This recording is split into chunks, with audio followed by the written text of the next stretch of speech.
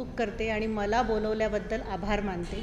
ऐकायला आलेल्या सगळ्या श्रोतृवर्गांचं मी आभार मानते आणि मला ही संधी दिली याबद्दल तर खूप मला मनापासून सगळ्यांचेच आभार मानायचे आहेत.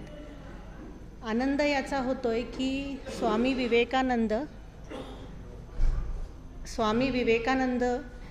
रामकृष्ण परमहंस त्यांचे गुरु हे, ही सगळी मंडळी ज्या परंपरेमध्ये आहेत, जी विचारधारा आपल्या राष्ट्राच्या कल्याणाची, उद्धाराची आणि आत्ता जे परिवर्तन आपल्याला अपेक्षित आहे त्याला अशी योग्य विचारधारा आहे, त्या विचारधारेतील तुम्ही सगळे लोक इथे बसलेले आहात, यामुळे मला जास्त आनंद होतो आहे. आणि आत्ता म्हटलं गेलं की ठाकूरजींची प्रतिमा असं म्हटलं गेलं आहे, तर मला तो शब्द फार आवडला. कारण मीरा जे म्हणते भजन, मीरेचं चरित्र आज मला सांगायचं आहे. तर मीरेच्या अनेक भजनात तुम्ही ऐकलं असेल की ठाकूरजी हाच शब्द कृष्णाला वापरला आहे. तर साक्षात भगवान कृष्ण ठाकूरजींच्या रूपात या प्रतिमेत आपल्यासमोर बसलेत अशी आपण कल्पना करूया. आणि महामाया आहेत त्यांच्या पत्नी अशी कल्पना करूयात. आणि जिथे परमात्मा आहे आणि महामाया आहे तिथेच भक्ती ही तिसरी सूक्ष्म रूपाने उपस्थिती लावत असते आणि ती उपस्थिती आपले स्वामी विवेकानंदांच्या रूपाने इथे लागली असं समजूयात. तर मग भक्ती, परमात्मा आणि महामाया यांच्या उपस्थितीत आपण भक्तिरसाचं जे उत्तम उदाहरण आहे, जे उत्तम चरित्र आहे, ते चरित्र इथे सांगायची मला संधी मिळाली, ह्याचा विशेष आनंद होतोय. बरेच जण तर मीराबाईंना, संत मीराबाईंना भक्तिमती अशी उपमा लावतात. भक्तिमती मीराबाई संत असं म्हटलं जातं. हे चरित्र म्हणजे दरवर्षी, आता तुमचं हे 40वे वर्ष आहे, अनेक संतांची व्याख्यानं, संतांची चरित्र आपण सगळ्यांनी ऐकली असतील. त्यामुळे तुम्ही सगळे बहुश्रुत आहात. बहुश्रुत म्हणजे अनेक गोष्टी ऐकलेले जे असतात त्यांना आपण बहुश्रुत म्हणतो. परंतु संत मीराबाईंचं चरित्र या सगळ्यामध्ये थोडंसं वेगळं आहे, अद्भुत आहे. अद्भुत. आणि जसं जसं आपण मीराबाईंच्या चरित्रेचा सूक्ष्म अभ्यास करत जातो तसं तसं आपल्याला वेगळे धागे उलगडत जातात. जितका खोल जातो, जसं समुद्रामध्ये जितकं खोल जाऊ तेवढा रोज हाताला वेगळं रत्न पाणबुड्यांच्या लागतं, तसं हे चरित्रही अगाध आहे. आणि हे चरित्र तुम्हा आम्हासाठी कलयुगामध्ये भक्तिरस आणि प्रेमरस कसा जागा ठेवायचा हे शिकवणारं हे चरित्र आहे. आणि त्यामुळे मला मीराबाईंबद्दल बोलायला जास्त आवडतं. संत मीराबाईंचं चरित्र थोडंसं आदल्या जन्मापासून सुरू होतं. बऱ्याच जणांना माहीत असेल संत मीराबाईंचा आदला जन्म याबद्दल काही माहिती आहे? माहिती आहे. आपला जो सनातन धर्म आहे तो आधीचा जन्म मानतो. काही धर्म पुनर्जन्म वगैरे काही मानत नाहीत, मेलं की संपलं. त्यामुळे ते म्हणतात खा प्या मजा करा, पुढचं कोणी काय सांगितलं आहे. पण आपण तसं म्हणत नाही. आपला कर्मविपाकाचा सिद्धांतच मुळात असा सांगतो की तुम्ही या जन्मी जे कर्म करता त्यानुसार तुम्हाला पुढचा जन्म मिळतो. आणि शरीर हे नश्वर आहे, आत्मा अमर आहे. आणि तो एका शरीरातून दुसऱ्या शरीरात वासांसी जीर्णानी यथा विहाय, गीतेत म्हणले त्याप्रमाणे दुसऱ्या शरीरात प्रवेश करतो. आणि हा अखंड प्रवास, अनंत प्रवास आपला चालू असतो. तुम्ही छोट्या मुलाला, कोणाला वय, मी जर तुम्हाला तर वय विचारलं तर कोणी म्हणेल 50 वर्ष, कोणी म्हणेल 60 वर्ष, छोटी मुलगी म्हणेल 7 वर्ष. परंतु हे वय कोणाचं आहे? हे या शरीराचं वय आहे. आत्म्याचं वय आहे ते अनंत अनंत आहे. तसं मीराबाई एका जन्मामध्ये माधवी होती. द्वापार युगामध्ये भगवान श्रीकृष्ण ठाकूरजींनी जेव्हा गोकुळात व्रजमध्ये जन्म घेतला तेव्हाच व्रजच्या शेजारच्या बरसाना, जे राधेचं गाव आहे, बरसाना हे राधेचं गाव आहे, त्या गावाच्या जवळच्या एका छोट्या गावामध्ये माधवी जन्माला आली, जिचं लग्न पाळण्यात ठरलं होतं. पूर्वीच्या काळी पाळण्यात लग्न ठरत असं. आणि तिचं लग्न चंदू या मुलाशी, जो नंद गावचा म्हणजे कृष्णाच्या गावाचा मुलगा होता, त्याच्याशी या माधवीचं लग्न ठरलं होतं. पाळण्यात लग्न ठरलेलं, मुलगी वयात आल्यावरच सासरी न्यायची पद्धत होती. तर त्याप्रमाणे ह्या चंदूला नंतर सांगण्यात आलं की अरे 12-13 वर्षाची तुझी वधू झाली आहे, जा आता गाडा घे, छकडा घे, बैलगाडी घे आणि तुझ्या वधूला जाऊन तिच्या गावातून घेऊन ये. मग चंदूला त्याच्या आईवडिलांनी भरपूर खाऊ दिला, शिदोरी दिली, नवरीसाठी काय रीतिरिवाजाप्रमाणे सगळ्या काही गोष्टी दिल्या आणि हा चंदू आपला त्याचा छकडा घेऊन निघाला माधवीला आणण्यासाठी. गावाच्या वेशीतच ठाकूरजींनी अडवलं. ठाकूरजी म्हणजे आपले भगवान श्रीकृष्ण. छोटे होते, 7 वर्षांचे ठाकूरजी होते आणि हा काहीतरी 13-14 वर्षांचा असेल चंदू. चंदू कहाँ जा रहे हो? मग चंदूनी सांगितलं दुल्हन को लाने जा रही हो, मेरी दुल्हन है माधवी. कौन से गांव है? बरसाना गांव जाना है. दुल्हन को लेके आओगे? हाँ हाँ दुल्हन को लेके आऊँगा. आते समय मुझे दुल्हन को दिखाना, मैं घूंघट खोल के दुल्हन को पहली बार देखूंगा, असं ठाकूरजी म्हणजे कृष्णाने सांगितलं. हा म्हणे देखो देखो. आता काय होतं, नंद गावामध्ये नंद बाबा म्हणजे यशोदा आणि नंद हे दोघं जण म्हणजे काय म्हणतो आपण आजकालचे सरपंच म्हणा, सावकार म्हणा, असे मोठ्या पदावर होते. त्यांना महानंद म्हणजे कोणाकडे किती गायी आहेत त्यानुसार पद ठरलेलं असायचं द्वापार युगात. तर हे असे पाटीलसारखं मोठं घराणं होतं, सगळ्या गावाला पोसणारं घराणं होतं. त्यामुळे गावात कोणती नववधू आली, नवीन मूल जन्माला आलं की त्याचं बारसं जे काही असेल ते नंद घरामध्ये अतिशय उत्साहाने केलं जायचं. हा रिवाज होता की नंद घरातले लोक आहेत म्हणजे कृष्णाच्या घरातले, त्यांनी बघायचं नवीन वधूला. ते काही नवीन नव्हतं. मग चंदू निघाला, चंदू छकडा घेऊन निघाला. ऐकू येतंय ना सगळ्यांना? आणि मग गेला वधूकडे. इकडे काय झालं, माधवीच्या आईनी माधवीला सगळं आवरून छान तयार केलं. तुला न्यायला तुझा दुल्हा येणार आहे, तुला सासरी जायचं आहे, मग कसं राहायचं आहे हे सगळं आईनी सूचना दिल्या. ती आई म्हणते माधवीला की माधवी जा रही हूँ ब्रज में जा रही हो, लेकिन उधर एक चोर है. वो चोर क्या करता है? चोर नहीं, जादूगर है. क्या करता है? बांसुरी बजाता है. सब लडकियां भूल जाती है. आणि मग काय होतं, सगळ्या जणी देहभान विसरून त्याची बासरी ऐकतात आणि मग सासू पडवते, सासूचा मार खातात. तसं तुझं व्हायला नको. तुझी सासू खाष्ट आहे, तर तू त्या जादूगाराच्या तावडीत काही सापडायचं नाही. त्या जादूगाराचं नाव आहे कान्हा. त्या कान्ह्यापासून लांब राहायचं. जिकडे कुठे कान्हा म्हटलं की तू तिथं जायचं नाही, लांब पळायचं. असं आईने तिची वेणी घालताना आवरताना बजावून सांगितलेलं की त्या कान्ह्याकडे बघायचं नाही, कान्ह्याकडे जायचं नाही, त्याचं काही गोष्ट ऐकायची नाही, त्याची बासरी ऐकायची नाही. बासरी लागली तरी कानात बोटं घालून बसायचं. आणि असं पडवून तिला पाठवलं. आणि वधूला घेऊन हा चंदू माधवीला घेऊन यायला लागला. जसा त्यांचा छकडा परत गावाच्या वेशीपाशी आला, तिथे ठाकूरजींनी अडवलं. ठाकुरजी बोले चंदू लाए हो क्या दुल्हन को? हाँ लाया हूँ. दिखाओ. देखो पीछे बैठी है. मग मागे आले भगवान श्रीकृष्ण. आता ती आहे 12-13 वर्षाची माधवी, भगवान श्रीकृष्ण लहान आहे, छोटे 7 वर्षाचे. पण आईने सांगितलेलं होतं की कान्हा को मत दिखाना मुँह, कान्हा की किसी बात में नहीं पडना. मग कान्हा म्हणतो बहू घुंगट दिखाओ. ती म्हणते नाही दिखाऊंगी. एवढा घुंगट होता तो अजून ओढला. नाही दिखाऊंगी. खूप प्रयत्न केले कान्हानी. देखो दिखाओ तो मैं इस गांव का मुखिया हूँ, नहीं दिखाऊंगी.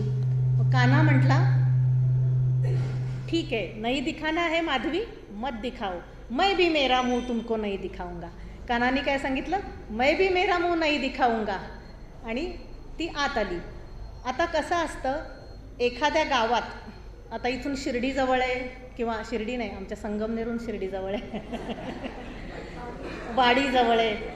जे काही संताचं ठिकाण असतं तिथे दुकानाची नावं पण त्या संतांनी, घरात पण माळ जपतात लोक त्या संताच्या नावाने, त्या संताचं सगळीकडे फोटो असतात, म्हणजे तो प्रभाव असतो. तसं इथे माधवीला असं जाणवलं की प्रत्येक गोपी कान्ह्याचं कौतुक करते, कान्ह्याच्या मुरलीचं कौतुक करते, कान्ह्याच्या रूपाचं कौतुक करते.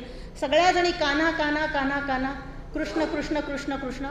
तिची मती बदलायला लागते. जेव्हा एखाद्याचं खूप कौतुक प्रभावाखाली आपण येतो आणि एखाद्याचं कौतुक अनेक वेळा ऐकलं जातं, तेव्हा वाटतं की अरे बघावं तरी एकदा त्याला. तिला असं वाटलं की मग एवढं सगळेजण कौतुक करतायत कान्ह्याचं, बघावा तरी तो कान्हा कसा आहे. आईच सांगते ते कशावरून खरं. आणि म्हणून मग ती कान्ह्याला बघण्याचा प्रयत्न करू लागली. ती ज्या गल्लीतून जाईल दूध आणायला, कान्हा दुसऱ्या गल्लीतून. इकडे कान्हा आहे म्हणून ती या गल्लीत आली की कान्हा अजून तिसऱ्या गल्लीत. कृष्ण काही तिच्या समोर येत नव्हता आणि तिला आपलं रूप दाखवायला तयार नव्हतं. ती खूप तडफडली, तिला खूप वाईट वाटलं, अरे आपण चुकीचं केलं. पण नाही, तिला काही कान्ह्याचं रूप दर्शन झालं नाही. एकदा संध्याकाळी मस्त बासरी वाजत गाईच्या मागोमाग कान्हा येतोय असं तिला लांबून दिसलं.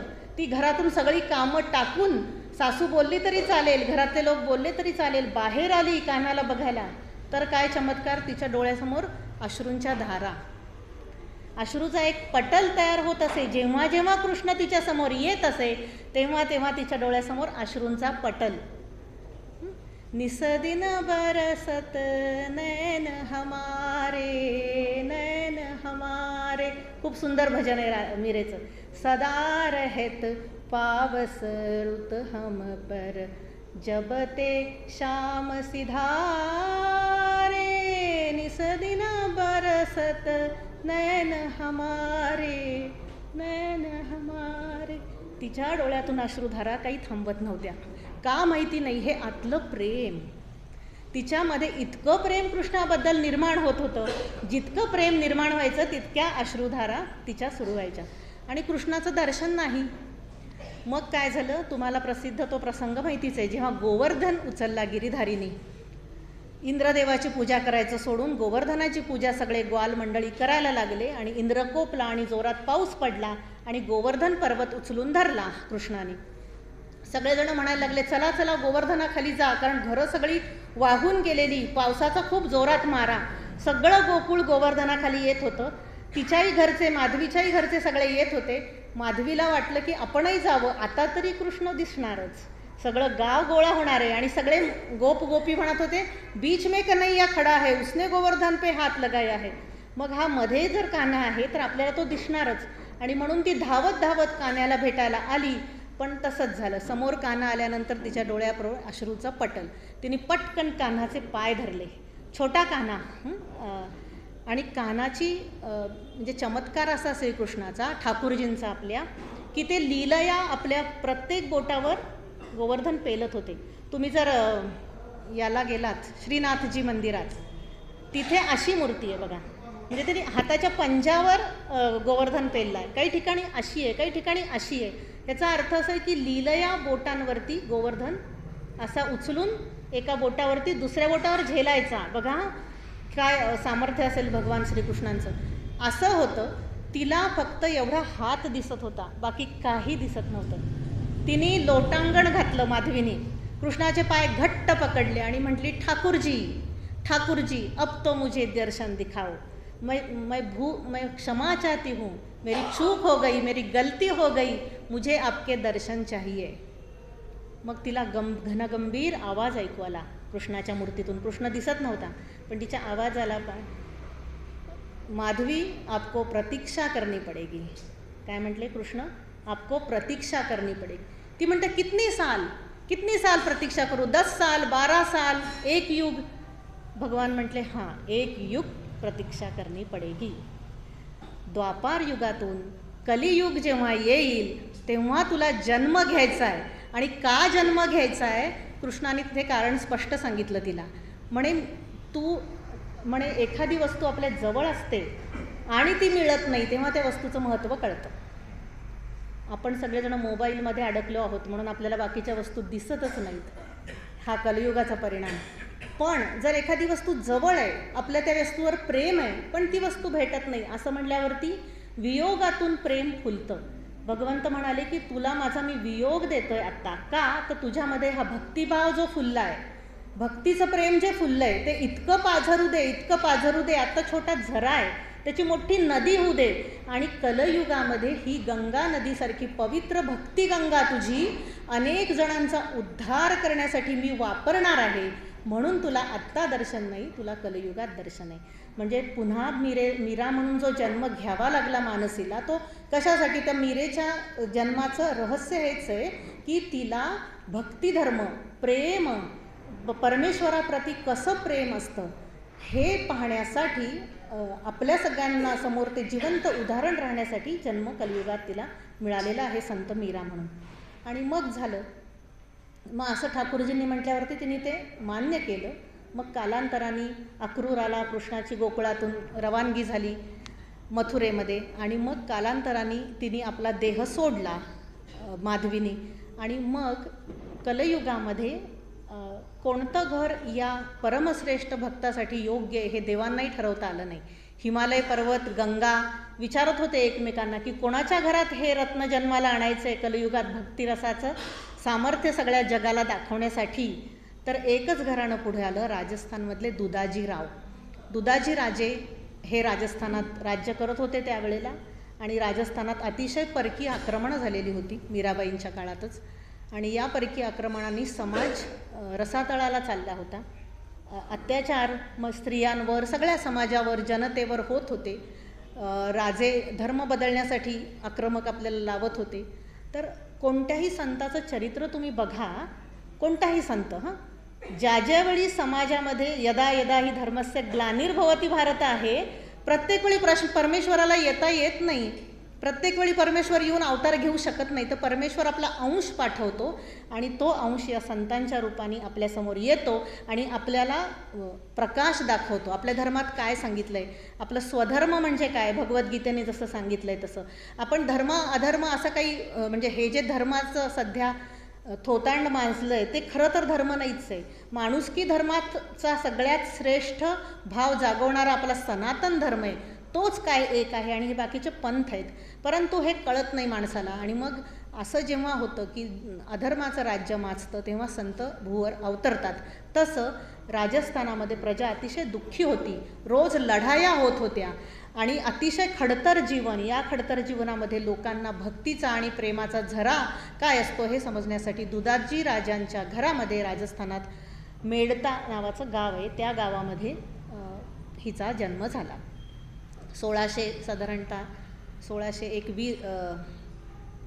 1610 वगैरे साली असणार, मला नक्की साल नाही माहिती. तर मीरेचा जो जन्म झाला त्याला पण पार्श्वभूमी असे की हे दुधाजी राजे अतिशय भक्त होते, श्रेष्ठ भक्त होते. त्यांच्याकडे आणि इतके म्हणजे पराक्रम होते, पराक्रमी. आपले बाजीप्रभू देशपांडे म्हटलं की आपल्याला महाराष्ट्रात एक प्रतिमा तयार होते की दोन्ही हाताने धड तुटलं तरी लढणारे. तसे हे वयोवृद्ध दुधाजी राजे रणांगणात तलवार अगदी बिजलीसारखी चमकवायचे. आणि तेच दुधाजी राजे शांतपणे जेव्हा महालात असायचे तेव्हा मंद दिवा लावून असे काही ध्यानात बसायचे की कोणीतरी श्रेष्ठ योगी. असं दोन्हीचं मिलन या घराण्याकडे होतं. आणि हे पवित्र घराणं बघून दुधाजींची नात या रूपाने त्यांच्या मुलाची मुलगी म्हणून ही जन्मली. आता जन्मल्यापासूनच मीराबाईंचं वर्तन वेगळं होतं. ती अशी सामान्य सर्वसामान्य मूल किंवा मुलगी नव्हती. लहान मूल रडतं, खाऊसाठी मागणं करतं, मोबाईलसाठी रडतं, चॉकलेट मागतं, परंतु मीराबाई ही काहीच अपेक्षा नव्हती. जन्मता साक्षात वैराग्य. जन्माला आली तीपासूनच तिला समजवलं की समजायचं. शहाणपणा होता, कुठल्या गोष्टीची हाव नाही, कुठल्या गोष्टीमध्ये क्रोध नाही, षड्रिपूंना जिंकलेलं असं काही वर्तन होतं. त्यामुळे ती सगळ्यांबरोबर खेळायची पण नाही. तिच्या आईवडिलांना जरा वेगळं वाटलं की ही मुलगी तर आपल्याकडे जन्मली आहे पण ही काही सगळ्यांसारखी वागत नाही आहे. पण दुधाजी राजे हुशार होते, आजोबा तिचे, त्यांचं फार प्रचंड प्रेम होतं आपल्या नातीवर. ते म्हणायचे की नाही देखना तुम, हमारी मीरा एक दिन बहुत बडा नाम कमाएगी. मीरा म्हणजे तिचं खरं नाव होतं मिहिरा. तर मिहिरा असं नाव ठेवलं होतं, ते अपभ्रंश मीरा झालं. तर दुधाजी राजांना फार विश्वास होता की भगवंतानी मीरेकडे काहीतरी दिलं आहे असं त्यांना माहीतच होतं आजोबांना. आणि म्हणून त्यांनी मीरेला सगळं अध्यात्मशास्त्राचे गुरु लावले होते, संगीतशास्त्राचे ज्ञान देण्यासाठी गुरु लावले होते. आणि मीरा अतिशय सुंदर भजनं म्हणत असे. तिला म्हणजे जसं भगवद्गीतेत म्हणलं आहे की जे कोणी माझं सततं कीर्तयंतो माय यतंतश्च दृढव्रता, त्यांना म्हणे मी बुद्धियोग देतो. भगवंतानी सांगितलं आहे की मी त्यांना बुद्धियोग देतो. म्हणजे काय, तर आता हे पण खरंच आहे बरं का. कोणत्याही संताकडे तुम्ही बघितलं तर त्यांनी भजन तरी केलेलंच असतं, लिहिलेलं असतं. जनाबाई अशिक्षित, पण तिने काय सुंदर भजनं लिहिलीत की तिच्या एकेका भजनावर PhD करतात लोक, एकेका भजनावर. मग ह्यांना हे ज्ञान कुठून प्राप्त झालं? हे शिकले नाहीत, अडाणी, लिहिता येत नव्हतं, निरक्षर, वाचत नाही. तर ह्या सगळ्या लोकांना बुद्धियोग हे भगवंत देतो. आणि तसं मीरेला अतिशय उत्कृष्ट रागाचं ज्ञान होतं. राग आळवत असे, भजनं लिहित असे, भक्ती करत असे. ती छोटी एक 10-1 वर्षाची असताना एकदा घराबाहेरून तिच्या म्हणजे राजवाड्याजवळून एक मोठी वरात जात होती. ढोल ताशे नगारे वाजत जात होते आणि तिने पटकन जाऊन आईकडे गेली आणि आईला विचारलं की हे काय चाललं आहे. तर आई म्हटली की अगं वेडे, बारात चालली आहे, हा दुल्हा चालला आहे. कुठे चालला आहे म्हणे दुल्हा. तर म्हणे दुल्हनला घेऊन त्याच्या सासरी चालला आहे, म्हणजे त्याच्या गावी. तर म्हणे अच्छा, म्हणजे सगळ्या मुलींना घेऊन असा दुल्हा जातो का. आई म्हणते हो जातो. सगळ्यांचं असं लग्न होतं का. आई म्हणते हो, सगळ्या मुलींचं लग्न होतं, प्रत्येकाच्या लग्नात असेच घोडे वरात असं निघतं. मग ती म्हणते माझं पण लग्न होणार का. आई म्हणते हो. म्हणे कोण माझा दुल्हा. आई म्हणते अजून तू लहान आहेस, बघू नंतर. आई तो विषय टाळायचा प्रयत्न करते, पण मीरेच्या मनातून तो काही विषय जात नाही. ती पुन्हा पुन्हा आईला विचारते कोण माझा दुल्हा सांग, मी कोणाबरोबर जायचं. परत आई टाळते, पण आईचा ती पिच्छा पुरवते. आई जिथे जाईल तिथे स्वयंपाकघरात 2 दिवसांनी रात्री झोपेत सारखा तोच प्रश्न की आई माझा दुल्हा कोण. मग आई चिडते. आई एकदा पूजा करत असते, तिथे मीरा येऊन म्हणते की कोण माझा दुल्हा सांग सांग. मग आई म्हणते बघ हा समोर गिरधारी आहे ना, कृष्ण मुरलीवाला, कृष्ण वाजवतोय मोरपीसवाला, तो तुझा दुल्हा आहे. आणि मग झालं. तेव्हापासून मीरेच्या मनामध्ये घट्ट प्रतिमा निर्माण होते की गिरीधारीजी जे आहेत, ज्याच्या सुंदर मोर मुकुट आहे, सुंदर श्याम शरीर आहे, बासरी वाजवत आहेत, तो माझा पती, असं तिच्या डोक्यात पक्क बसतं. आणि मग काय, एकदा हे जे घराणं होतं मीराबाईंचं मेडत्याचं, त्या घराण्यात खूप संत पुरुष येत असत. भागवत सप्ताह जसं तुम्ही ठेवता वेगवेगळे कार्यक्रम तसं. आणि तिथे एकदा एका कार्यक्रमाला एक स्वामी येतात आणि त्या स्वामींच्या हातात एक कृष्णाची मूर्ती होती छोटीशी. आणि आईबरोबर मीरा त्यांचं ते भागवत किंवा काय ऐकायला ती जाते तिथे. ती 7 दिवस सप्ताह असतो. मीरा 7ही दिवस एकटक त्या मूर्तीकडे बघत असते, श्रीकृष्णाच्या मूर्तीकडे. ते स्वामींनी काय सांगितलं ऐकलं नाही, ते स्वामी काय बोलत होते लक्ष नाही, सगळं लक्ष तिचं त्या मूर्तीमध्ये. आणि जेव्हा दर्शनाला नंतर मंचावरती आई जाते, राजपरिवार होता, वडील आई यांच्याबरोबर ती मीरा छोटीशी दर्शनाला जाते. आणि आईला विचारते वो कौन है. आई म्हणते वो तो स्वामी जी है. नहीं, उनके बाजू में बगल में वो है, वो कौन है. ती म्हणते वो तो गिरधारी है, वही गिरधारी जो मेरे पति है. मग आई म्हणते हाँ वही गिरधारी, अभी वो मूर्ति मुझे चाहिए, मुझे मेरे गिरधारी चाहिए. मग त्या महाराजांना ती सांगते की हे गिरधारी मला द्या. ते महाराज पण बिचारे संत होते, त्यांची म्हणजे प्रेम होतं त्यांचं पण त्या मूर्तीवर. त्यांना वाटतं की छोटीशी मुलगी आहे, विसरेल. मग ते म्हणतात बेटा बाद में मैं जाते समय तुमको ये मूर्ती दे जाऊंगा. मग झालं 7 दिवस तो सप्ताह होतो आणि 7व्या दिवशी मीरा परत येते आणि म्हणते मला ती मूर्ती पाहिजे, हट्ट धरते. आणि मग तिचे आई वडील म्हणतात त्या स्वामींना की स्वामी आमची मुलगी लहान आहे, तिला काय कळत नाही, तुम्ही ही मूर्ती घेऊन लवकर जा, थांबू नका, आजच्या रात्र मुक्काम करा, उद्या सकाळी तुमची व्यवस्था होईल गडाच्या खाली उतरायची, तुम्ही जा निघून. आणि मग मीरा रडत रडत घरी येते. हे स्वामीजी झोपतात.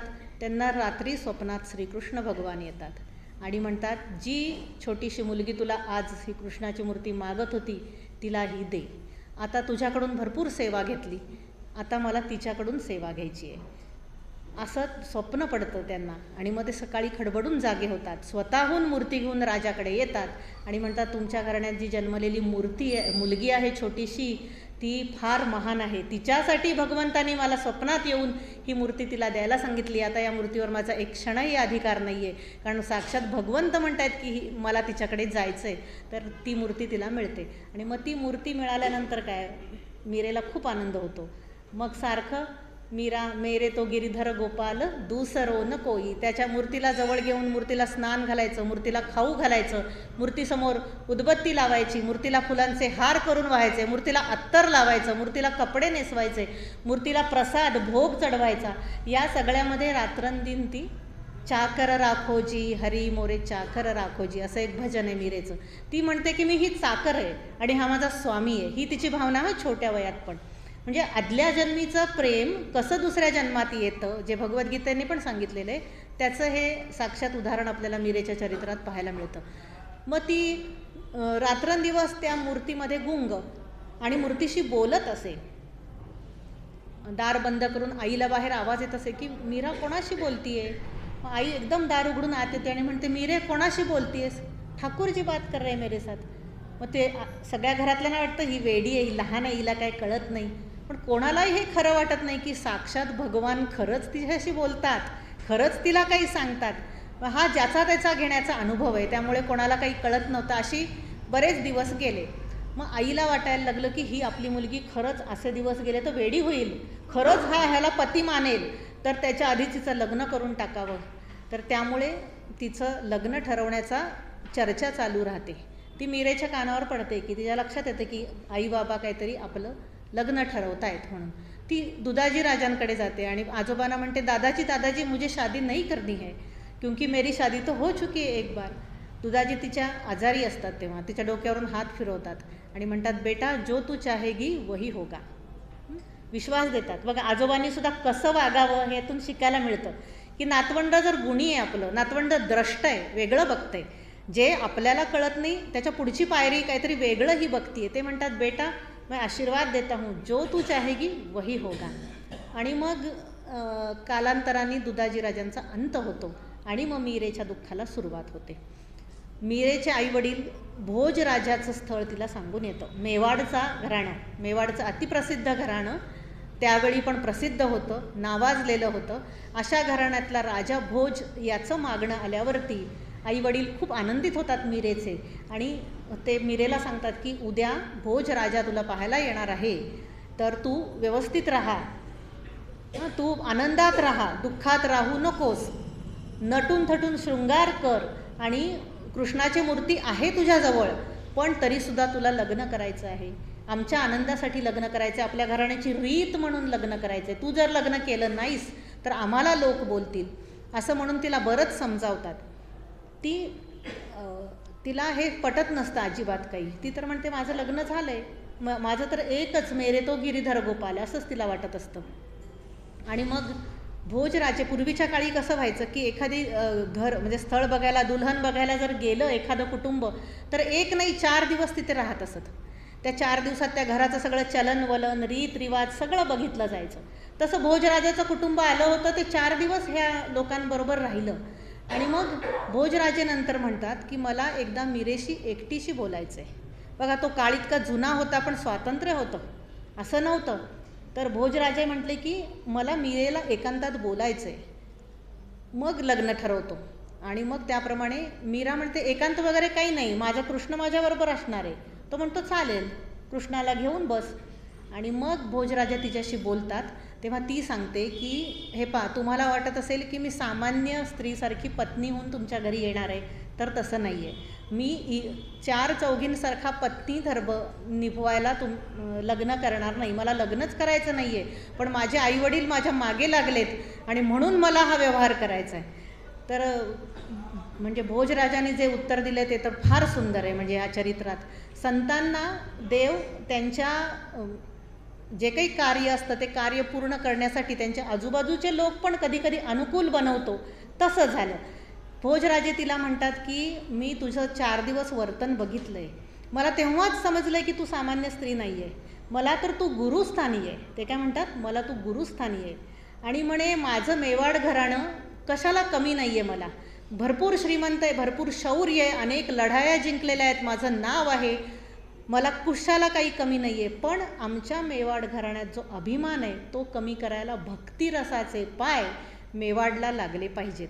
आमच्याकडे म्हणे संत कधीच येत नाही, राजांचं स्वागत आम्ही मोठमोठ्याने करतो, पण म्हणे संताचे पाय मेवाड गडावर लागले नाहीत. आणि त्यानिमित्ताने मला तुझी ही कृष्ण भक्ती आणि तुझं हे वागणं सगळं समजलं आणि तुझे संताचे पाय जर मेवाडला लागले तर आमचं राजघराणं धन्य होईल. इतकी सुंदर भावना बोलून दाखवली भोजराजांनी. आणि तेव्हा ती कशी लग्न करायला तयार झाली.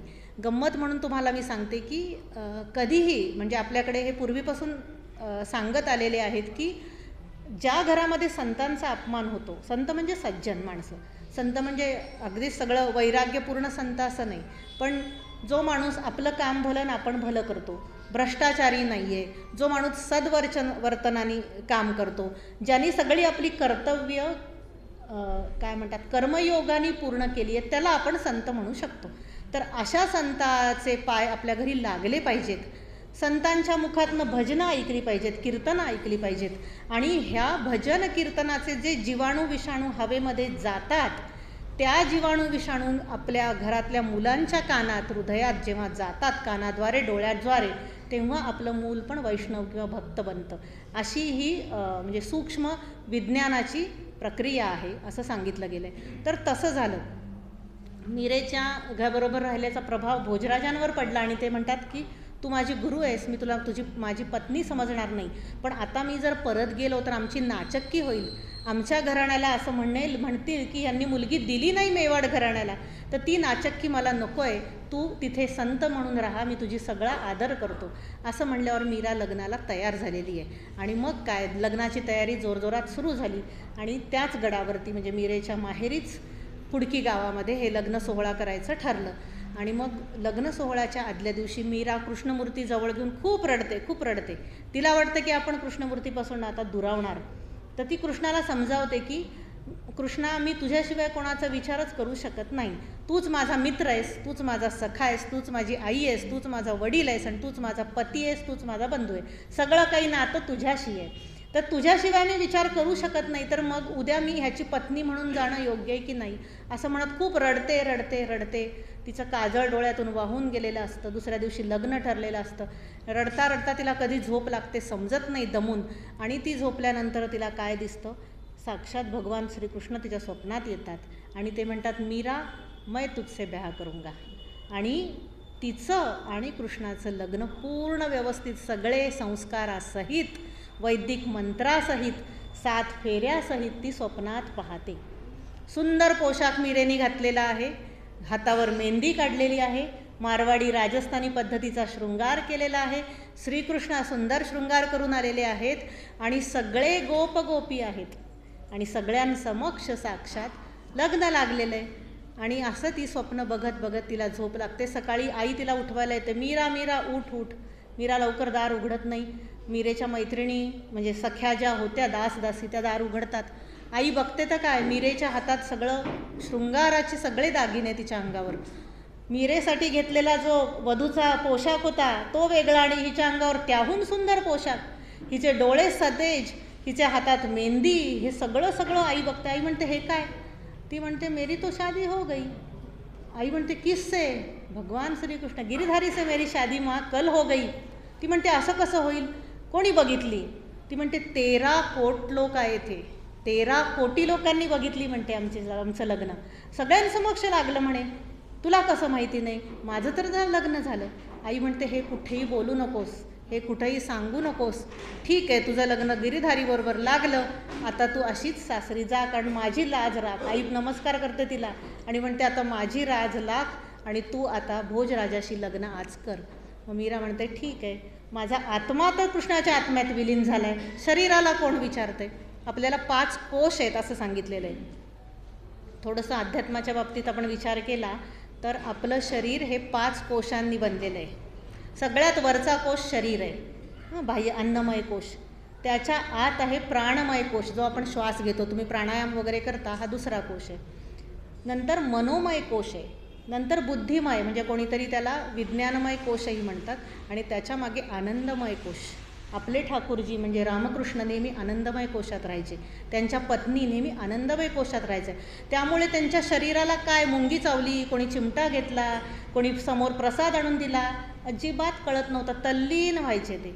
तसं मीरा ही आत्म्यातून कधीच कृष्णामध्ये सामावलेली होती. तिला प्रकृतीचं देहभान नव्हतं. आपण झोपतो तेव्हा आपल्या शरीर कोशातून आपण आतल्या कोशात जातो, प्राणमय, हळूहळू श्वास घेतो, घोरतो, आणि पुन्हा प्राणमय कोशातून आपण मनोमय कोशात जातो. तेव्हा मन हे सगळ्या सूक्ष्म इंद्रियांना धरून असतं. आपल्याला रोज रात्री झोपल्यावर आपलं काय होतं हे कळलं पाहिजे ना, म्हणून सांगते. तर हे 5 कोश आहेत. तर मन काय करतं? सूक्ष्म कान, सूक्ष्म डोळे, सूक्ष्म सगळे इंद्रिय सूक्ष्म होतात आणि मनात जातात. त्यामुळे मन जोवर जाग आहे तोवर आपल्याला स्वप्न पडतं. स्वप्नामध्ये आपण वास घेऊ शकतो, म्हणजे घ्राणेंद्रिय चालू आहे. स्वप्नामध्ये ऐकू शकतो, बोलू शकतो, बघू शकतो, म्हणजे सगळी इंद्रिय चालू आहेत. बाहेर तर कोणी गदा हलवलं तरी उठणार नाही आपण, मग ही इंद्रिय बाहेरची बंद आहेत, मग आतली चालू आहेत, ही काय भानगड आहे? तर इंद्रिय शक्ती सूक्ष्म होऊन मनामध्ये जातात रोज रात्री जेव्हा आपण झोपतो तेव्हा. आणि मग मन जेव्हा झोपतं, हो ना, मनही झोपतं बरं का आपलं, तेव्हा त्या निद्रेला गाढ निद्रा किंवा सुषुप्ती म्हणतात अध्यात्माच्या भाषेत. तर सुषुप्तीत माणूस जेव्हा जातो तेव्हा आपल्या हृदयामध्ये आत्मतत्व ब्रह्मतत्व असतं. ठाकूरजी असतात आपल्या सगळ्यांच्या हृदयात, आणि ते ठाकूरजींचा स्पर्श होतो. ते ठाकूरजी सगळ्या मनासकट सगळ्या इंद्रियांवर एक पांघरूण घालतात. दयाळू आहेत बिचारे, थंडी वाजतीये सगळ्या इंद्रियांना, ते पांघरूण घालतात. ते पांघरूण घातलं की उदान वायूचं पांघरूण असतं ते, आणि मग आपण आपली ब्रह्मानंदी टाळी लागते.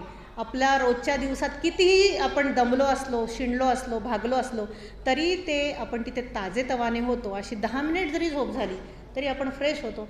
सकाळी उठतो आणि पुन्हा आपण बाहेर बाहेर बाहेर कोशात येऊन देहमय कोशापर्यंत येतो. तर थोडक्यात असं माणसाला शक्ती दिली आहे ही. आपण इतर प्राण्यापासून वेगळे आहोत. कुत्र्या मांजराला ही शक्ती नाही आहे. आपल्याला फक्त आपल्या आत्मतत्वापर्यंत आत जाण्याची आणि आतून परत बाहेर येण्याची शक्ती देवाने दिली आहे. त्या शक्तीचा उपयोग हे संत रोज करतात, आपण करत नाही. संतांची चरित्र का पाहायची? तर संत हे तुमच्या माझ्यासारखी दृष्टी नाही आहे त्यांना. आपण रोज वस्तूमध्ये जगतो, ते भावविश्वात जगतात. संत हे भावविश्वात जगतात. मीरा भावविश्वात जगत होती. मीरा रोज कृष्णाला दूध प्यायला द्यायची, सुगंधित दूध द्यायची, अत्तर लावायची. तेव्हा तिचा जो काही भाव होता तो भाव आपण लोक समजून घेऊ शकत नाही. असो तर मग मीरा आता सासरी निघाली, लग्न झालं तिचं, आणि राजस्थानी पद्धतीनुसार सासरी जाताना छोट्या नंदा असतील त्या दारात अडवतात. उदाबाई नावाची एक नणंद होती, तिने अडवलं वाटेत मीरेला, आणि त्या काळी अडवलं की मग जी वधू असेल तिने काहीतरी द्यायचं, एखादा दागिना, आपली बांगडी काढून द्यायची, गळ्यातला सुंदर हार मोत्याचा काढून द्यायचा, असं काहीतरी भारी भारी दिलं की मग त्या नणदा बाजू लावायच्या. असं एक गंमत म्हणून असतं. तर दरवाज्यातून आत जाताना उदाबाई तिला अडवते, तिची नणंद. आणि मग हिच्याजवळ काय, तिला वाटतं ही राजघराण्यातली मीरा, श्रीमंत घराणे, दुधाजी राजांची नात, मेडत्या घराणं त्या काळी गाजलेलं होतं, श्रीमंत होतं, त्या घराण्यातली ही आहे, हिच्याजवळ भरपूर काही खजिना असेल द्यायला, म्हणून नंदा उत्सुकतेने. पर मग हिच्याजवळ द्यायला काहीच नसतं.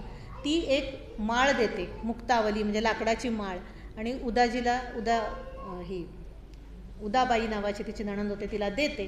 ती राग येतो तिला की ही असली लाकडाची माळ मला दिली, ती फेकून देते आणि निघून जाते. तर ह्याच्यातून आपल्याला काय कळतं की जे वैराग्य ज्यांच्याकडे आहे ते लोक वस्तुसंग्रह करत नाहीत. मारुतीने जशी माळ तोडली, मारुती म्हणतो हे मला काहीच कामाची नाही आहे, तसं वस्तूमध्ये आपल्याला आनंद वाटतो. या संतांना नामस्मरणामध्ये किंवा भगवंताच्या प्रत्यक्ष भावामध्ये आनंद वाटतो. तर मग आत आल्यानंतर तिची भोजराजाने अतिशय सुंदर व्यवस्था केली. अजूनही मेवाडला जर तुम्ही गेलात तर मीरेबाईसाठी बांधलेलं श्रीकृष्णाचं मंदिर तिथे आहे, आणि अतिशय सुंदर मूर्ती आहे म्हणे तिथे. तर मी नाही पाहिलेलं, पण जे बघून आलेले आहेत ते सांगतात. तर मीरेसाठी त्यांनी मंदिर बांधून दिलं. त्या मंदिरामध्ये रोज हिचं भजन कीर्तन सगळं काही चालत होतं. मीरा आनंदात राहत होती. पण तिचा आनंद बाकीच्या म्हणजे इतर बायकांना बघावला नाही. उदाबाईसारख्या ज्या काही खाष्ट नंदा वगैरे होत्या त्यांनी भरवलं भोजराजाला की कसली तुझी ही दुल्हन म्हणे, ही तर दुल्हन नाहीच आहे, ती रात्रंदिवस कृष्णाचं भजन करते, तू तर एकटाच, तुला ही काही पत्नी शोभत नाही म्हणे, तू अजून एक पत्नी कर.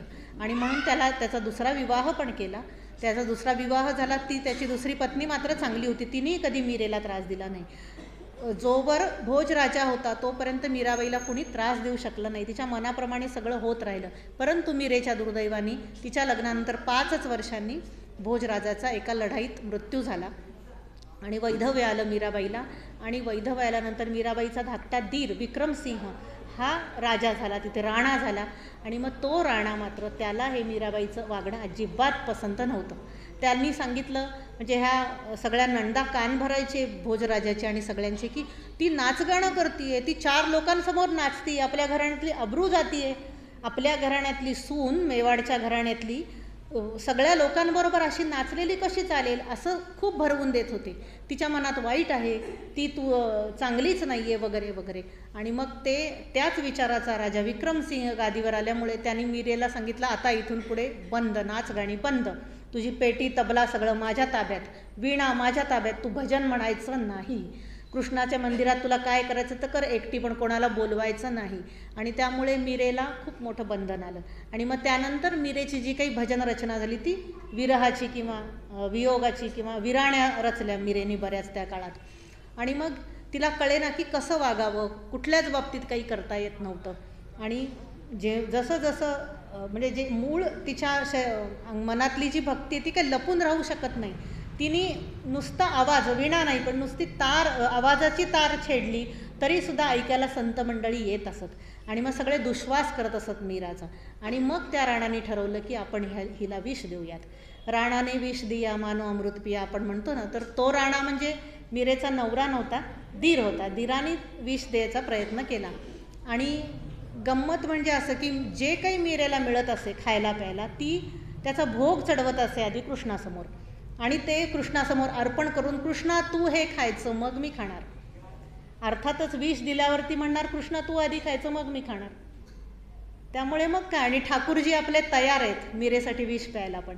आणि त्यामुळे झालं असं की त्या विषाचं अमृत झालं कृष्णाचे हात लागल्यावर. त्यामुळे मीरेला एकदा नाही, दोनदा नाही, 4-5 वेळा विष देण्यात आलं. तरी मीरा जशी आहे तशी तिच्या ध्यान आनंदात मग्न, मेरे तो गिरीधर गोपाल दूसरो न कोई. आणि त्यामुळे विक्रमसिंह अजून चिडला की हे काय चाललंय. त्यांनी एका वैद्याला बोलवलं, राजवैद्य होता, त्याला सांगितलं जालिममधलं जालिम विष तयार कर, असं जहर तयार कर की ते खूप एक कणसुद्धा मीरेने प्यायलं की ती मृत्यू होईल. आणि जर मीरा मेली नाही तर तेच विष मी तुला प्यायला लावेल असं सांगितलं. त्याने बिचाऱ्यांनी राजाचा हुकूम पाळू का नको पाळू त्यालाही कळत होतं की हे चुकीचं आहे. पण राजापुढे काय करणार. त्या राजवैद्यांनी जालिम विष तयार केलं. मीरेच्या दासींना, मैत्रिणींना सगळं माहीत होतं. त्या म्हणले पिऊ नकोस हे. मीरा म्हणली की मी विष पिऊन गेले तरी मला चालणार आहे, मी मरूंगी तो भी गिरधारी के पास जाऊंगी, अच्छा आहे असं म्हणून तिने आनंदाने ते विष प्यायलं. श्रीकृष्णाची मूर्ती संगमरवरी जी होती ती काळी ठिक्कर पडली आणि मीरेला काही झालं नाही. आणि मीरा भजनामध्ये तल्लीन. मग राजाने धरलं त्या वैद्याला आणि सांगितलं आता तू हे विष प्यायचं. तो म्हटला नाही मी नाही पिऊ शकत. त्याला पाजण्यात आलं आणि तात्काळ त्याचा मृत्यू झाला. मग राजवैद्यातले सगळे परिवार, त्याचे घराणं, त्याची पत्नी, आई, बहीण सगळे आले आणि मीरेकडे आले. मीरेचे पाय धरले आणि सांगितलं की हे तू काय केलंस, तुझ्यामुळे आमच्या घरातला करता सवरता पुरुष गेला, तुझ्यामुळे हे झालं, तुझ्यामुळे आमच्या घरातलं नुकसान झालं, हा वैद्य मेला. मीरेला अतिशय दुःख झालं. मीरा म्हणते कृष्णाला की माझ्यासाठी मी विष पित होते ठीक आहे, माझ्यासाठी तू विष पितोस ठीक आहे, पण आपल्यासाठी तिसऱ्या माणसाला त्रास झाला आणि संतांना कधीही कोणाला त्रास झालेला आवडत नाही. मीराला फार दुःख झालं की आपल्यासाठी तो ब्राह्मण माणूस राजवैद्य मेला, मला ब्रह्महत्येचं पाप लागेल मीरा म्हटली.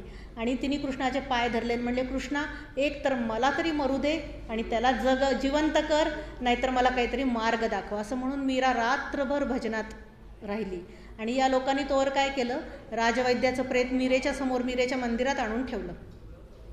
आणि ती कृष्णाला विनवण्या करते की राजवैद्यांना उठव तरी, नाहीतर माझा प्राण तरी जाऊ दे, काहीतरी होऊ दे, काहीतरी उपाय सांग मला, पण माझ्यावरती ठपका नको. माझं कृष्णा तुझ्यावरती जे प्रेम आहे ते हा ठपका सहन करू शकत नाही की मी एका ब्राह्मण वैद्याची हत्या केली. आणि मग रात्रभर जागतीये मीरा, रात्रभर भजन चालू आहे. आणि सकाळी हळूहळू राजवैद्यांचं शरीर काळं पडलेलं ते रंग मावळत गेला आणि राजवैद्यांची हालचाल दिसू लागली आणि उठून बसले ते वैद्य.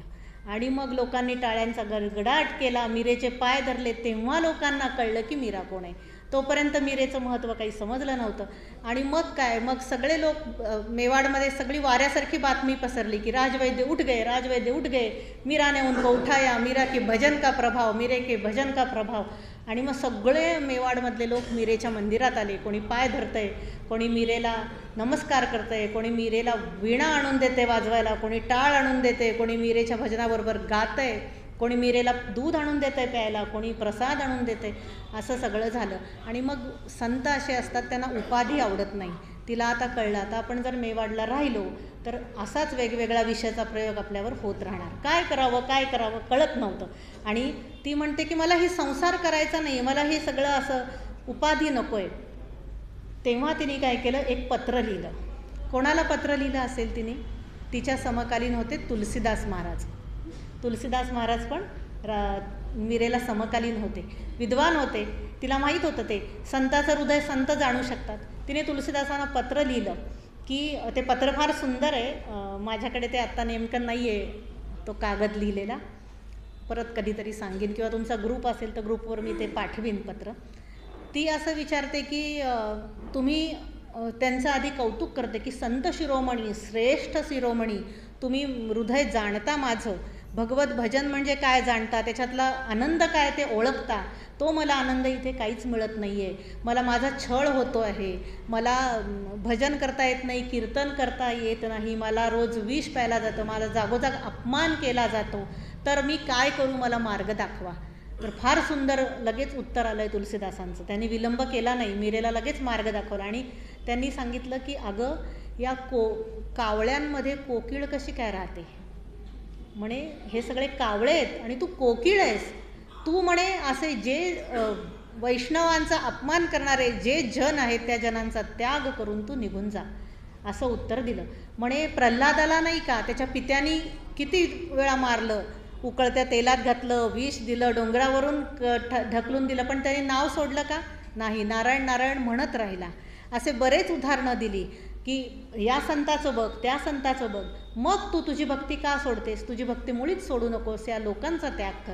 आणि असं उत्तर मिळाल्यावर मीरेला समाधान झालं, कारण ती विचार करत होती मी विधवा, राजघराण्यातली स्त्री, मला मूलबाळ नाही, मी स्त्री म्हणून जन्माला आले, मी जर बाहेर कुठे गेले तर घराण्याचा अपमान होईल का, अशी तिला चिंता होती. पण तुलसीदासांचं उत्तर आलं की तू यात्रा कर, तीर्थयात्रा कर, देवाच्या ठिकाणी राहा. आणि त्याप्रमाणे मग मीरेनी जाऊन वेगवेगळ्या ठिकाणी तीर्थयात्रा करायला सुरुवात केली. अयोध्या, मथुरा, काशी अशा वेगवेगळ्या ठिकाणी जायला लागली. परंतु मीरेचं गंतव्य ठरलं होतं ब्रिज म्हणजे वृंदावन. का तर तिला सारख्या आठवणी होत होत्या मागच्या जन्माच्या. जेव्हा तिने त्या साधू महाराजांकडे लहानपणी मूर्ती बघितली कृष्णाची, तेव्हा एकदम तिच्या डोळ्यासमोर तिने डोळे बंद केले, तिची ध्यान समाधी लागली आणि तिला गिरीधारी दिसला, तो हात दिसला आणि तिला आवाज ऐकू आला. गिरीधारी म्हटले होते की तू जब कलयुग में मीरा बन के आएगी तब किसी साधू के साथ मैं तेरे घर आऊंगा. आणि म्हणून तिने ओळखलं होतं की हाच तो गिरीधारी आहे. आणि तिला मधून मधून वृंदावनमधले गोपी गोप असं दिसायचं. तर त्यामुळे तिने ठरवलं की आता आपण वृंदावनला जाऊयात, तिथे गेल्याशिवाय आपल्या आत्म्याला मनाला शांती मिळणार नाही. आणि म्हणून ती प्रतीक्षा करत करत भजन गात गात, बरं तिला काही असं कोणी रथ पाठवला नव्हता जाण्यासाठी, तिचं पायाने जात होती, पदयात्रा सगळी. आणि ही पदयात्रा म्हणजे गावोगाव मीरा जायची. ती मीरा गेली की कुठेतरी एखाद्या विहिरीच्या कडेला पार असायचा, पारावरती बसायची पांढरी साडी नेसलेली स्त्री, वीणा हातात असलेली स्त्री, वीणेची तार छेडली आणि सुंदर भजनं म्हणायला लागले की त्या गावातले सगळे सज्जन लोक ऐकायला बसायचे. कोण हो आप देवी, ती म्हणायची मैं मीरा हूँ, क्या करती हो, कृष्ण के भजन गाते हो, ये कृष्ण की मूर्ती है. आणि सगळेजण मग तिच्याबरोबर आनंदाने भजन गायचे. अनेक लोकांची दुःख केवळ मीरेच्या कृपा कटाक्षाने दूर झाली. कोणाला मुलबाळ होत नव्हतं, लोक तिच्याजवळ येऊन सांगायचे आम्हाला मुलबाळ नाही आहे, कोणी म्हणायचं आम्हाला हे दुःख आहे, कोणी म्हणायचं ते दुःख आहे, कोणी म्हणायचं ते दुःख आहे. मीरा फक्त ऐकायची आणि नुसतं म्हणायची भजन करू भजन करू. हा भक्तीचा मार्ग कलयुगात दाखवण्यासाठी मीरेला ही सगळी पदयात्रा करावी लागली. तर मीरा जिथे जाईल तिथे असं सुंदर सुंदर लोकांचं मन वळवण्याचा प्रयत्न करायची आणि लोकांना भक्ती मार्गाला लावण्यासाठी तिची योजना झाली होती, हे आपल्या लक्षात येतं. आता ती वृंदावनच्या अगदी जवळ आली आणि वृंदावनला आली. तिचं खूप दिवसाचं स्वप्न होतं की मी वृंदावनला जाणार आणि तिथेच राहणार, आता तिथे माझा मृत्यू होईल असं तिने ठरवलं होतं. आणि मग तिने ती सुंदर मनोहर वृंदावनची मूर्ती बघितली, तिला काय आनंद झाला. ती तिथेच बसली मंदिराच्या गाभाऱ्यात आणि मंदिराच्या गाभाऱ्यात बसल्या बसल्या तिची समाधी लागली, भाव समाधी म्हणू आपण त्याला. ती भावानी वेगळ्याच विश्वात गेली. तिला असं दिसलं की ती सुंदर माळ गुंफतीये फुलांची आणि सुंदर सुंदर माळ गुंफताना कोणीतरी येते आणि तिला मीरा म्हणत नाही, तिला माधवी म्हणते. एक मुलगी येते आणि ती म्हणते माधवी फुलों की माला तयार हुई क्या नाही. माधवी म्हणते बस अभी हो गई. दुसरी येते, ती म्हणते अगं तू पाणी ठेवलंस का नाही देवासाठी आणून. तिसरी म्हणते अगं तू अत्तर आणलंस की नाही. चौथी येते. असं सगळ्या गोपी आणि सगळ्या गोपगोपी सुंदर हार तयार करतायत, मंदिर झाडतायत, मंदिरात सुवास येतोय, मंदिरात सगळं पूजेची सगळी तयारी केली आहे. आणि आता साक्षात कृष्णाचं दर्शन तिला पहिल्यांदा तिथे वृंदावनला झालं. कृष्ण म्हणले होते मी तुला वृंदावनात कलियुगात भेटेन. तर तिला वृंदावनात साक्षात पूर्ण नखशिकांत, नखापासून ते डोक्याच्या मोरपिसापर्यंत तिला श्रीकृष्णाचं दर्शन झालं आणि ती श्रीकृष्णाचे पाय पकडले. सगळं मधुर मधुर, वदनम मधुरम मधुराधिपते रखिलम मधुरम. तर सुंदर संपूर्ण शरीर कृष्णाचं तिला दिसलं आणि तिला कळलं की हेच माझे गिरीधारी आहेत. ती म्हणते देवा मला आता काही नको, तुझं दर्शन झालं, माझं जीवन सफल झालं, ह्यासाठी माझा जन्म होता. तू मला मागच्या जन्मात सांगितलं 1 युग प्रतीक्षा केली. ती काय म्हणते तुझ्यासाठी 1 युग प्रतीक्षा केली, आता माझी प्रतीक्षा संपली, मला तू आता तुझ्यामध्ये स्वीकार, किंवा माझा इथे मृत्यू होऊ दे. मला नको आहे हे जग, मला नको कुठली गोष्ट, मला संसार म्हणजे काय दुसरा करायचा नाही, मला तुझ्या भावविश्वामध्ये राहायचं आहे. संसारामधले सगळे षड्रिपू मला माहिती आहेत आणि आता तरी तू मला सामावून घे किंवा मला स्वीकार, माझ्या भक्तीचा स्वीकार कर, असं ती कृष्णाला म्हणते. कृष्ण हसतात, तिच्या डोक्यावरून हात फिरवतात, मीरेला जवळ बसवून घेतात आणि म्हणतात मीरा तू म्हणतेस ते बरोबर आहे, तुझ्याकडून मी खूप प्रतीक्षा करून घेतली, परंतु आता थोडे काही दिवस राहिलेत, तुला अजून थोडं काम कलियुगात करायचं आहे, अजून काही लोकांचा उद्धार करायचा आहे. ह्या सगळ्या लोकांच्या उद्धाराचं काम पूर्ण झालं की मग तुला मी द्वारकेला, कुठे सांगितलं, द्वारकेला मी तुझा उद्धार करणार आहे असं सांगितलं. आणि मग मीरा बिचारी पुन्हा जागी झाली, तिला समजलं, तिच्या आता पूर्ण लक्षात आलं की माधवी जे म्हणत होते सगळे ते आपणच होतो, आपण माधवी होतो गेल्या जन्मात. आणि 13 कोटी लोक जे आपल्या लग्नाला आले होते ते म्हणजे सगळं वृंदावन म्हणजे सगळं गोकुळवासी आलेले होते आणि द्वापार युगात आपला तो जन्म होता. परंतु कलियुगात आपण जन्मलो आहोत तर आता फक्त कृष्णाच्या इच्छेसाठी जगायचं. आता आपल्याला जे कार्य देवानी सांगितलं आहे ते कार्य करायचं आहे. आणि मग मीरेने खूप पदभ्रमण करून पूर्ण भारत फिरून अनेक भजनं लिहिली. तिची एक एक भजनं बघितली मीराबाईंची तर असं लक्षात येतं की वेदांताचं सगळं सार आहे. आणि असं लेखन, वाचन, भजन, कीर्तन, प्रवचन, लोकांना ती एकेका मंदिरात प्रवचन देऊन शहाणं करून सोडत असे. कोणी प्रश्न विचारायचे तिला, मीरेला कळायचं की अरे ह्या प्रश्नाचं उत्तर आपल्याला हवं होतं, कसं काय बरं आपल्याला ते सुचलं. आणि भगवंत तिच्या मुखाने लोकांना उत्तर देत असे. आणि मग ज्या रंगाची साडी किंवा वस्त्र नेसणारी ती बाई तिला प्रश्न विचारत होती, मंदिरात गेल्यावर राधेच्या शरीरावर तेच वस्त्र दिसायचं. मग तिला कळायचं की साक्षात राधा मला भेटायला आली होती प्रश्न विचारण्याच्या रूपाने आणि माझी परीक्षा बघण्यासाठी, आणि माझं जीवन आता धन्य झालं. असं एक एक धन्यतेचे टप्पे ती पार करत गेली. मधल्या काळात इकडे मेवाडला काय झालं, खूप दुष्काळ पडला, अकाल पडला. दुष्काळ इतका, आधीच तिकडे पाण्याचं दुर्भिक्ष आहे, वाळवंट रखरखीत राजस्थानचं, आणि सगळं साम्राज्य, अन्नसाठा संपला, भिके कंगाल झाला राजा विक्रमसिंह. आणि कोणीतरी त्याला सांगितलं की वैष्णवाचा अपमान आपल्या घराण्यात झाला आहे, मीरेचा अपमान झाला, म्हणून हे आपल्यावरती संकट आले, तू मीरेला सन्मान करून परत आणलं पाहिजे, असं म्हणून मीरेला परत आणण्यासाठी कोणाला तरी पाठवलं पाहिजे असा राजाला सल्ला दिला. मग तेव्हा राजाने 4-5 ब्राह्मणांना तयार केलं, संत जे काही होते ते, आणि सांगितलं तुम्ही मीरेचे पाय धरा आणि सांगा की विक्रमसिंह माफी चाहता है, आप वापस आ जाइए, अब हमारे घर की बहू रानी है, असा निरोप घेऊन ह्यांना पाठवलं. आणि राजाने सांगितलं की ती जर परत आली नाही, नकार दिला, तर तुम्ही उपोषणाला बसा, पण तिला घेऊन या. मग हे 5-6 शिष्यमंडळ जे होतं राजाचं ते आलं मीरेला न्यायला.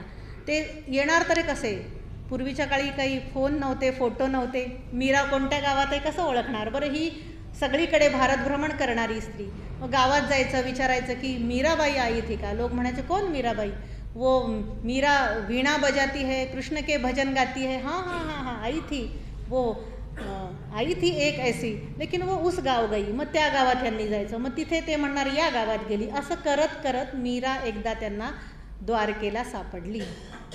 द्वारकेच्या मंदिरापाशी, यमुनेच्या तीरापाशी सापडली समुद्राजवळ.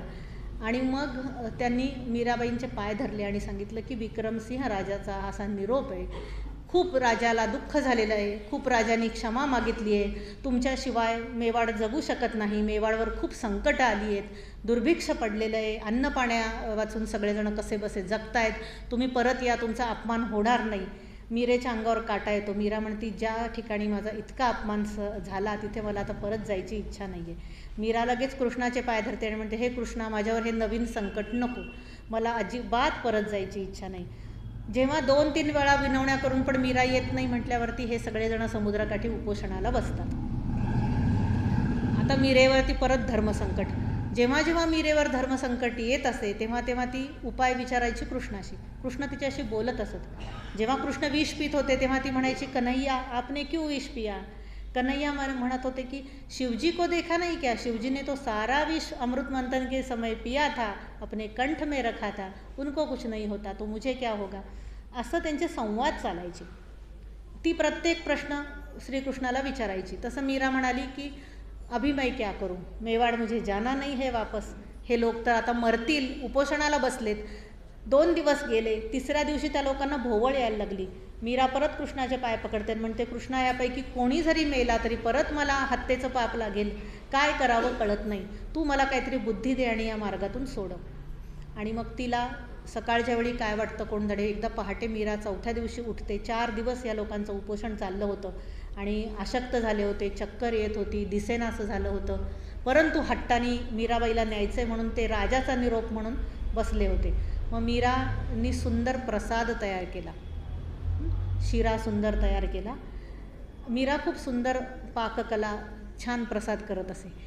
जे एका भक्ताचं खूप सुंदर एक भजन आहे. भक्त लोक देवाच्या, मी म्हणलं ना तसं, ते भावविश्वात जगत असतात. तर त्यांचं भावविश्व म्हणजे देवाला मित्र समजून ते बोलत असतात.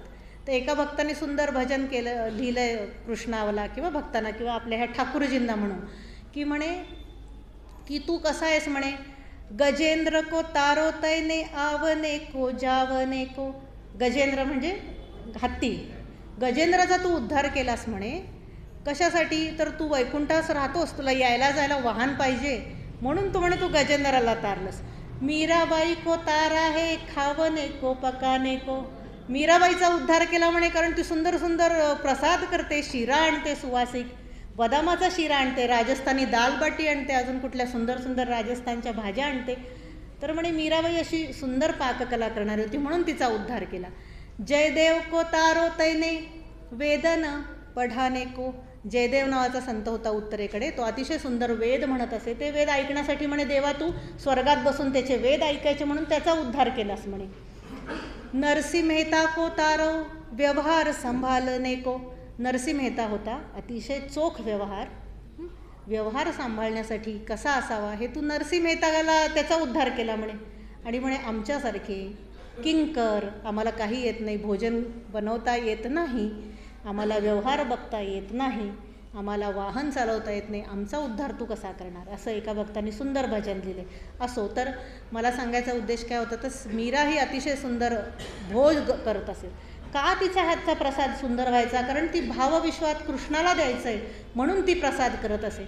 असं तिने कृष्णाला द्वारकेच्या सुंदर प्रसाद केला. ती हे समुद्रकिनारी बसलेल्या या सगळ्या लोकांना घेऊन आली आणि म्हणली, हा प्रसाद खा आणि तुमचं उपोषण सोडा. ते म्हणले, तुम्ही येणार का माझ्याबरोबर. ती म्हणली, मी विचार करते, फक्त मला 24 तास द्या, 1 दिवस द्या, मी श्रीकृष्णाला विचारते की मी जाऊ का नको जाऊ. मी स्वतः कोणताच निर्णय घेऊ शकत नाही कारण मी त्यांची दासी आहे, मी त्याची नोकर आहे, माझे स्वामी ते आहेत. मी एकदा स्वामींना विचारते, पण म्हणे तुम्ही हा प्रसाद खा. ते म्हणले, नाही, मग तुम्ही येणार नसला तर आम्ही उपोषण सोडणार नाही. ती म्हणली, हा प्रसाद आहे, हा प्रसाद खाल्ल्याने काही तुमचा उपोषण सुटत नाही. तर म्हणे मी तुमच्याबरोबर येईन, पण त्यापूर्वी मी कृष्णाचं भजन म्हणणार आहे रात्रंदिवस 24 तास आणि मग मी तुमच्याबरोबर येईन, असं ती म्हटली. आणि मग ते तयार झाले. त्यांनी शिरा खाल्ला सुंदर सुंदर, त्यांना शक्ती आली, समुद्र स्नान केलं आणि मंदिरात येऊन बघतायत तर काय, मीरेनी सुंदर वस्त्र नेसली आहेत, मीरेनी वीणा हातात घेतली आहे आणि सुंदर भजन गातीये. आणि मीरा भजन गातीये इतके सुंदर की पाहायला लाखो लोक आले. द्वारकेत जे जे होते मीरे मंदिरात येणारे ते सगळे आले आणि सगळ्यांदेखत एक तेजस्वी गोळा मंदिरातून आला खूप प्रकाश मोठा. लोकांनी असे डोळे बंद केले की काय एवढा प्रकाश सहन होत नाही डोळ्याला. तो प्रकाशाचा गोळा मीरेजवळ गेला, मीरेला घेतला आणि मीरा त्या मूर्तीत सामावून गेली. फक्त जाताना मीरेची पांढऱ्या साडीचं एक टोक बाहेर ठेवलं जगाला दाखवायला की मीरा मूर्तीत सामावली. नाही तर लोक काहीही बोलतील. हो, मीरेने अनुभव घेतला होता लोकांच्या बोलण्याचा. कृष्णाने सांगितलं की मीरे, तुझ्या पदराचा एक छोर बाहेर ठेवू आपण, म्हणजे तू माझ्यात सामावली हे जगाला कळू दे. भक्ती रसामध्ये बुडलेल्या माणसाचा अंतकाळ कसा होतो हे जगाला डोळ्यांनी बघू दे. म्हणून त्या मूर्तीत अजूनही म्हणतात, द्वारकेला गेलं तर द्वारकाधीशाची जी मूर्ती आहे त्याच्या कोपऱ्यात मूर्तीच्या कडेला एक पदराचा छोटासा तुकडा आहे पांढऱ्या, आणि तो तुकडा म्हणजे संत मीराबाईंचा आहे. आपल्याकडे जसे तुकाराम सदेह वैकुंठात गेले तसं राजस्थानातली ही एकमेव स्त्री संत की जी सदेह ईश्वराच्या मूर्तीत विलीन झाली. तिचा अधिकार एवढा मोठा होता की ती तुमच्या माझ्यासारख्या कलियुगातल्या सामान्य लोकांना भक्ती काय चीज आहे हे सांगण्यासाठी जन्माला आली आणि तिने ते सार्थक केलं तिचं जीवन. तिला अनेक त्रास दिला गेला, तिच्यावरती आक्षेप बरेच ओढले गेले, परंतु ज्याला मीरेचं चरित्र समजावून घ्यायचं आहे त्याला आज पण सगळी साधनं गुगल वगैरे ओपन आहेत, मीरेच्या भजनाची पुस्तकं आहेत, कुठेही मिळेल माहिती. पण आपला हा खजिना आहे. आपलं धर्मामध्ये जे काही संत चरित्र आहे हा आपला खरा खजिना आहे. परदेशातले लोक येऊन आपल्या संतांची चरित्र ऐकतात. वृंदावनला परदेशी लोक येऊन नाच करतात, राधेबरोबर, मीरेबरोबर, कृष्णाबरोबर रात्ररात जागतात. ते मुक्तावली लाकडाची माळ गळ्यात घालतात. का तर त्यांना भक्तीचं महात्म्य कळलं आहे. माणूस जेव्हा प्रकृतीच्या मागे जातो, मायेच्या मागे जातो, तेव्हा त्याचं समाधान होत नाही. खूप पैसा मिळवला, खूप गाडी आहे, खूप मुलं बाळ आहेत, सगळे पण सुख नाही, गोळ्या घेऊन झोपावं लागतंय. ही अवस्था आलेल्या श्रीमंत देशाला आज कळलं आहे की भारतामध्ये खूप धन आहे. कशाचं धन आहे तर आपल्याकडे हे संस्काराचं धन आहे. हे संस्काराचं धन आपल्याला आपल्या संत रत्नांनी समजून दिलेलं आहे. त्यामुळे ही संत चरित्रांचा अभ्यास करायचा. आपण काल परवा पण स्वामी विवेकानंदांचे सुंदर विचार ऐकले असतील. त्यांनी सांगितलं आहे की जिथे तुम्ही विचार बदला म्हणजे तुमचं जग बदलेल. हो ना, विचार सकारात्मक करा. तसंच आपल्याला ही संत चरित्र शिकवतात की तुम्ही विचार सकारात्मक करा. सकारात्मकता जिथे तिथे भगवंत आहे. तर आपण सगळे संतबाई मीराबाईंना नमन करूयात आणि तिच्या कृष्ण भक्तीचा एक का होईना अंश आपल्या आयुष्यात यावा म्हणून नमस्कार करून मी इथे थांबते. धन्यवाद.